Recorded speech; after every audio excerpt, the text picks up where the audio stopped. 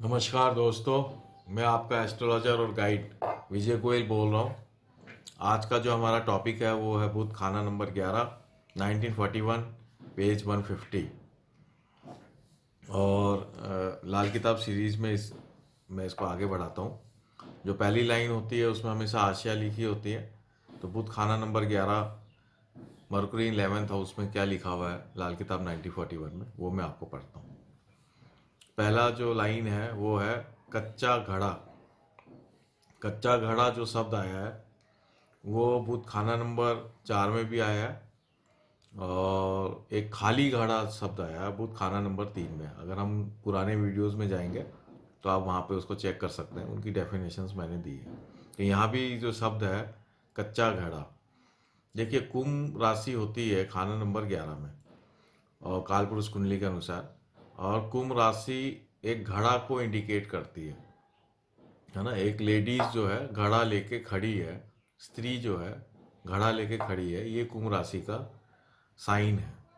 तो यहाँ पे जो कच्चा घड़ा जो बोला गया है इसको हमें समझना है। तो जैसे खाना नंबर 4 के अंदर जब हमने कच्चा घड़े की बात की थी तो वहाँ पे हमने ये बात की कि ऐसा व्यक्ति जो होता है थोड़ा अपने आप को इनसिक्योर महसूस करता है और कॉन्फिडेंस की कमी होती है। कच्चा घड़ा का मतलब यही हुआ कि वो पका नहीं है, वो अभी उसको कॉन्फिडेंस है नहीं। जैसे बुध को युवराज भी बोला गया है वैदिक एस्ट्रोलॉजी में, और वो बच्चे भी बोले गए हैं, तो इसलिए वो बच्चों में कितना कॉन्फिडेंस होगा। तो ये कच्चा घड़ा का मतलब यहाँ पे ये है। दूसरा, यहाँ पे कुंभ राशि के अंदर हम एक मतलब और ले सकते हैं, खासकर खाना नंबर 11, बुध खाना नंबर 11 में, कि घड़ा अपने आप में पूरा घड़ा तो है, कच्चा तो है, और उसमें स्पेस भी है, और उसके अंदर लेकिन हम पानी डालेंगे तो वो घड़ा फूट जाएगा।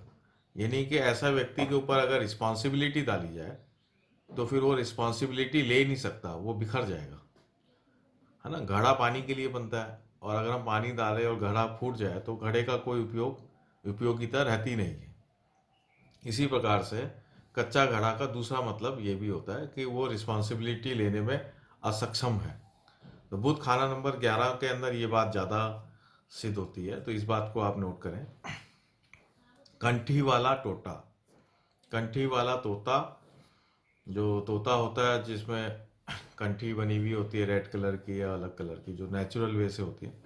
तो नॉर्मली कंठी वाला तोता जो होता है वो एक लोग अपन देखते हैं कि उसको जो सिखा दिया जाता है वो बोलना शुरू कर देता है सेम टू सेम। तो एक तरह से कॉपी कैट होता है वो कंठी वाला तोता। तो यहाँ उस बात को, उस बिहेवियर को इंडिकेट किया। गुरु बृहस्पति का उपदेश देवे, तो ये खाना नंबर 11 बृहस्पति का पक्का घर है, और यहाँ पे जब बुध आ जाता है तो ऐसा व्यक्ति उपदेश देना शुरू कर देता है। जैसे बृहस्पति उपदेश देता है वैसा उपदेश देना शुरू कर देता है। ये बात यहाँ पे बताई है। देखिए यहाँ पे कच्चा घड़ा भी है और उपदेशक भी है, तो ये दोनों बात को आप मैच करके आप आगे बहुत चीज़ें और निकाल सकते हैं। चौड़े पत्तों का दरख्त, तो ये खाना नंबर 3 के आशय है, चौड़े पत्तों का दरख्त, वही खाना नंबर 11 में यहाँ पे आगे दोबारा बता दिए। सीप हीरा फिटकरी, सीप हीरा फिटकरी, ये बुध की अलग अलग आशियाँ हैं और जिसको हमने अलग अलग खाना में पढ़े हैं। आप पुराने वीडियोस देखिए, उसमें सब जगह इसका मेंशन है। तो ये खाना नंबर 11 में भी ये तीनों आशिया को इंडिकेट किया है। तो सीप हीरा फिटकरी में वही है कि ऐसा आदमी जो होता है बहुत ही इनवैल्यूएबल होता है, बहुत ही अच्छा होता है। फिटकरी का मतलब बहुत अच्छा लिया गया है, दयावान जो होता है वो सब आया है उसमें। अपन ने पिछले लास्ट वीडियोस आप इसको चेक करिए। आगे क्या लिखा है, उल्टा घड़ा या जन्म वक्त, जबकि इंसान इस दुनिया में आते वक्त सर नीचे मगर सबको प्रणाम करता आवे। अब ये जो लास्ट लाइन लिखी है कि ऊपर तो लिख दिया कच्चा घड़ा और लास्ट में लिख दिया उल्टा घड़ा। तो उल्टा घड़ा का यहाँ पे दो मतलब है।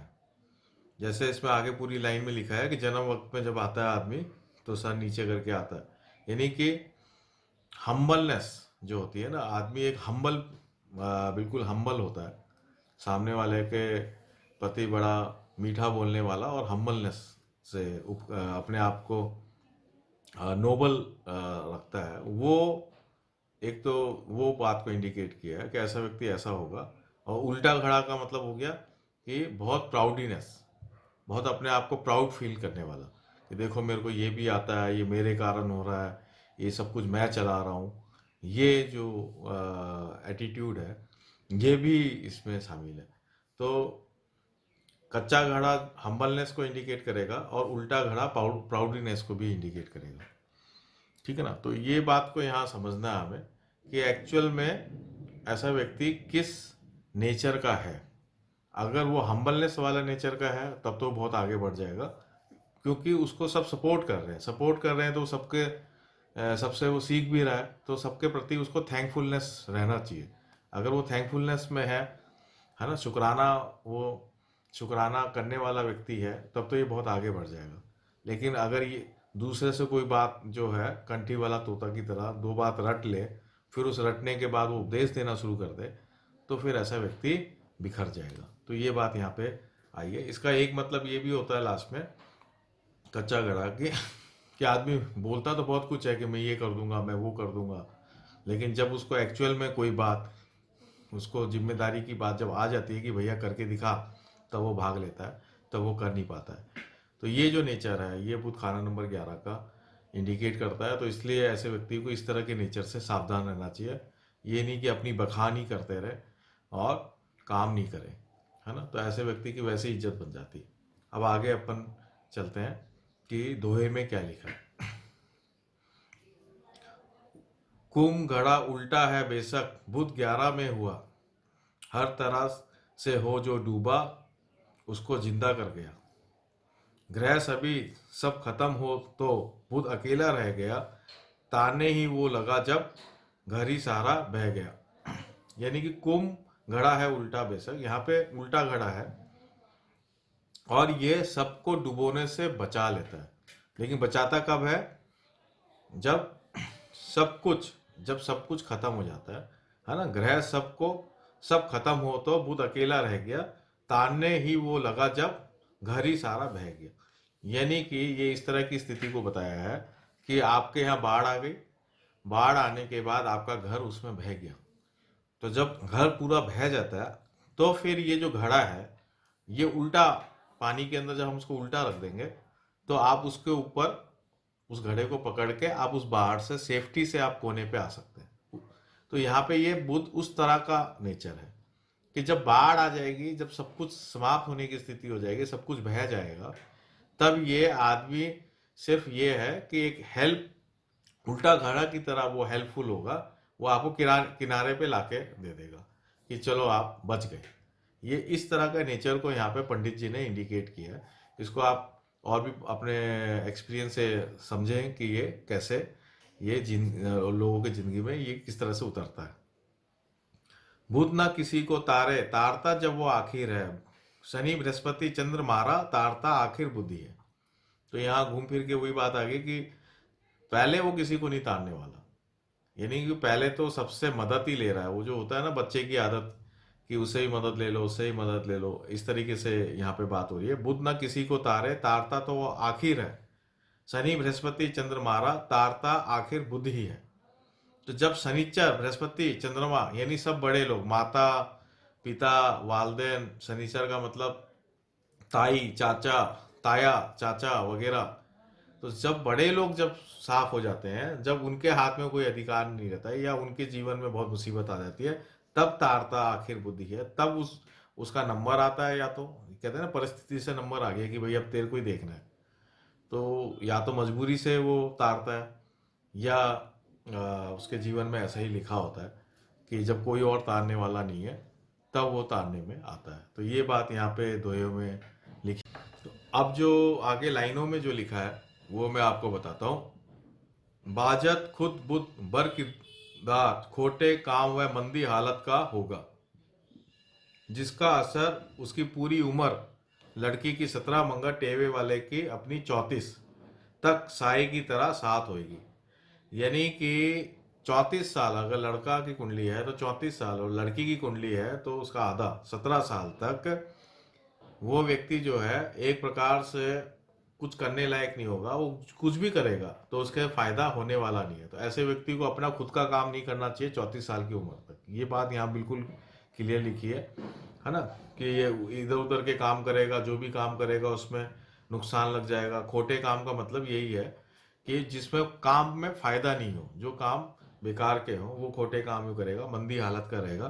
तो ऐसे व्यक्ति को अपने बड़े बुजुर्गों से राय लेते रहना चाहिए, कोई भी काम करना हो, या उनके सपोर्ट में रह के कोई ना कोई काम करना चाहिए। ये बात यहाँ पे लिखी है। कब तक? 34 साल की उम्र तक।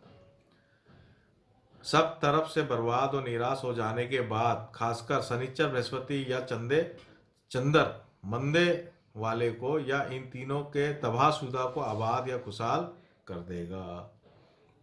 यानी कि पहले तो इसको, ऐसे जातक को शनि, बृहस्पति और चंद्र इनकी सहायता लेके ही 34 साल की उम्र तक इनको काम करना चाहिए। अगर ये आपकी सहायता करने में असक्षम हो जाते हैं या आपके जीवन में इनका रोल कम हो जाता है किसी भी कारण से, बहुत सारे कारण हो सकते हैं, तब आप आगे बढ़ेंगे। यानी कि तब आप आगे बढ़ेंगे, तब आप इन सब की मदद भी करेंगे। ये भी बात इसमें लिखी है ना। निराश हो जाने के बाद खासकर शनिचर, बृहस्पति, चंद्र मंदे वाले को या इन तीनों के तबाहशुदा को आबाद और खुशहाल कर देगा। यानी कि उसके बाद ही, जब इसके पास 34 साल के बाद जब इसको फुल पावर आएगी, तो फिर ये इन तीनों को वापस आबाद और खुशहाल कर देगा। तो 34 साल तक का यहाँ पे एक टाइम दिया है, उसके बाद ये उसका जीवन जो है उसमें इम्प्रूवमेंट आने लग जाएगी। तो इसमें ज़्यादातर मैंने यही देखा है कि बुध के जो परम शत्रु ग्रह है मंगल और केतु, ये अगर इसमें उनका भी अगर नेगेटिव असर बुध में मिला हुआ है तब तो बहुत ही बुरा चला जाता है। लेकिन अगर इनका नेगेटिव असर इस बुध खाना नंबर 11 में नहीं मिला हुआ, तब काफ़ी हद तक ठीक जाता है, फिर उसके बाद उसका जीवन अच्छा ही चलता है। तो ये लाल किताब 1941 बुध खाना नंबर 11 का विश्लेषण यहाँ पे समाप्त हो गया। इसको डिटेल में हम जो है फिर दोबारा से 1952 में लेंगे। आज मैं इसको यहीं पर ही विराम देता हूँ। ये जो लाल किताब 1941 पे जो मैं कमेंट्री दे रहा हूँ, उम्मीद है कि आप सबको ये बहुत ही पसंद आ रहे होंगे। ये एक ओरिजिनल ऑथेंटिक कमेंट्रीज हैं, और जो भी लाल किताब सीखना चाहता है उनके लिए बेसिक्स हैं, उनको ये समझ में आएगा कि कैसे ओरिजिनल लाल किताब को हम इंटरप्रिटेट कर सकें।